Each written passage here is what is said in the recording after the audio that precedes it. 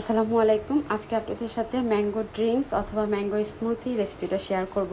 আমি এর আগে ম্যাঙ্গোর একটা জুস আপনাদের সাথে শেয়ার করেছি সাবুদানা দিয়ে, তবে আজকেরটা একদমই ডিফারেন্স আর এটা খুবই খেতে মজা। সকালের নাস্তার টেবিলে অথবা দুপুরবেলা আপনারা এই ড্রিঙ্কসটা করতে পারেন। প্রাণ জুড়িয়ে যাওয়ার মতো একটা জুস রেসিপি। আশা করছি আমার আজকের এই জুসটা আপনাদের কাছে ভালো লাগবে। তো এর জন্য নিয়ে নিয়েছি পাকা আম।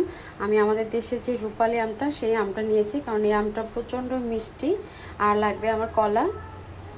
এখন আমটা ধুয়ে খুব ভালো করে খোসাটা ছাড়িয়ে নেব। আর পাকা কলার যে উপরের খোসাটা সেটাও আমি ছাড়িয়ে নেব।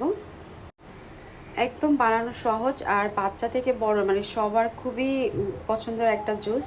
আর এটা খেতেও মানে খুব মজা, আবার এটা আপনার স্বাস্থ্যের জন্য খুবই ভালো। তো একটা মিক্সিং জারের ভিতরে আমি কলাটা কেটে নিয়েছি, তারপর দিয়ে দিচ্ছি আমের টুকরোগুলো।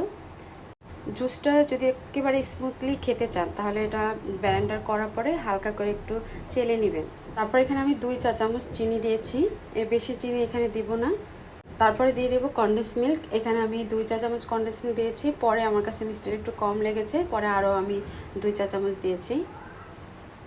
আপনারা আপনাদের পছন্দ অনুযায়ী মিষ্টিটা ব্যবহার করবেন, তবে কনডেন্স মিল্কটা দিলে কি এটা খুবই মানে রিচ হয় আর খেতেও ভালো লাগে, ক্রিমি একটা ভাব আসে। তারপর এখানে দিয়ে দিব দই। আপনারা চাইলে এখানে মিষ্টি দইটাও দিতে পারেন, ঘরে পাতা হালকা মিষ্টি দইটা দিলে ভালো হয়।